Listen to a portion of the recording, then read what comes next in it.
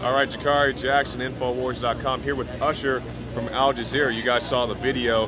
I was with this gentleman when they were firing rubber bullets and tear gas at us, and you guys were clearly pressed, just like I was. You're out there with your cameras and the whole setup. So tell me what happened from your perspective.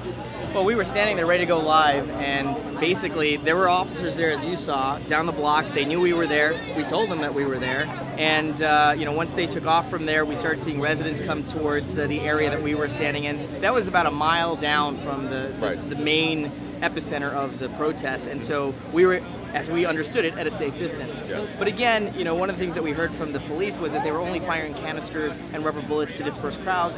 Clearly in the video, you can see no crowds around us. Yes. We had lights up, we had a camera up, and we could see them clearly. I mean, they were a half block down from us. Right. We looked up, we saw them, and we actually got video of that first shot of tear gas that came towards us. And before that happened, a bullet came past us.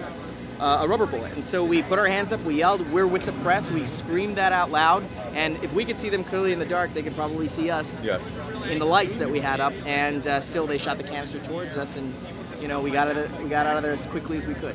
And did you guys have any health effects? Did you inhale the gas? Looks like you inhaled some. No, so what I did was, because you know, I've got training on how to deal with that, and people wonder why I spun in circles. What I did was the first thing that I'm taught to do when tear gas hits, close your eyes. The problem with closing your eyes is you don't know where you're going. So at first I closed my eyes, I turned, and then I couldn't tell which direction to run. Right. So when I turned in the wrong direction, then I could feel a little bit in my throat, and thankfully my producer Marla Jahowski screamed my name from behind me. That's when I spin around and I run in the right direction. Right. So it actually saved me a lot. My eyes didn't swell up or anything like that, but they burned a little bit. But you know, within a couple of minutes of leaving that main area, I was able to phone in a live report to our international channel and able to talk to a certain extent. Yes. But the problem was that, you know, we couldn't get back there. You know, they stopped firing rubber bullets and they stopped firing canisters when people descended on our equipment. Right. You know, and I thought, well, if they're going to shoot into a crowd, that would be the time to do it. Yeah. And they didn't. Yeah. So we couldn't get back to our equipment for a long time until we got in touch with the police and we said, listen, we are standing halfway down the block. About how long? long? Need to get back. I would say it was about 10 minutes, maybe 15 minutes. And they said, we're sending an officer up there to get you out. And so they came up.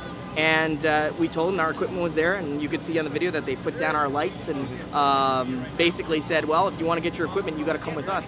So they took us back to the area, and the funny part was they started throwing canisters again around us. Wow. So I was taking probably more tear gas in while we were with them, trying to get our equipment into the vehicle than before when they shot it straight at me and I was able to run away from it. Right.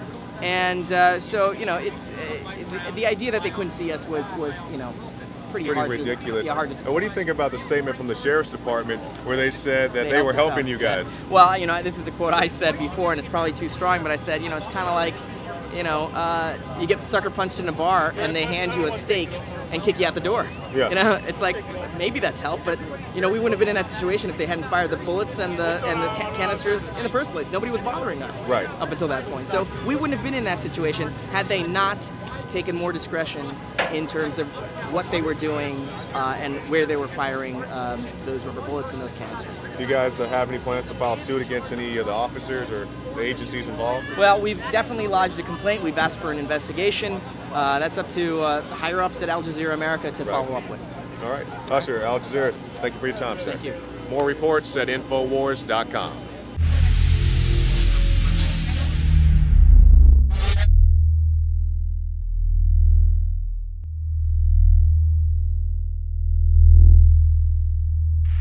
Celebrate the spirit of freedom and liberty upon which our nation was founded at InfoWarsShop.com. Molon Lave is ancient Greek for come and take it. This popular design combines both classic Greek Spartan imagery with modern M16 assault rifles. Now available in women's tees and proudly made in the USA. Celebrate the spirit of 1776 with the George Washington brass belt buckle or this incredibly sharp-looking 1776 hat. Badass. And be sure to check out the new arrivals at InfoWars Life, where you can prepare your body to perform at peak levels with Survival Shield Nascent Iodine, Super Male Vitality, and Fluoride Shield. And wake up, America. Immune Support Blend is the healthy choice for the gourmet coffee lover. So get incredibly high-quality, freedom-based products and help fund the revolution at InfoWarsShop.com.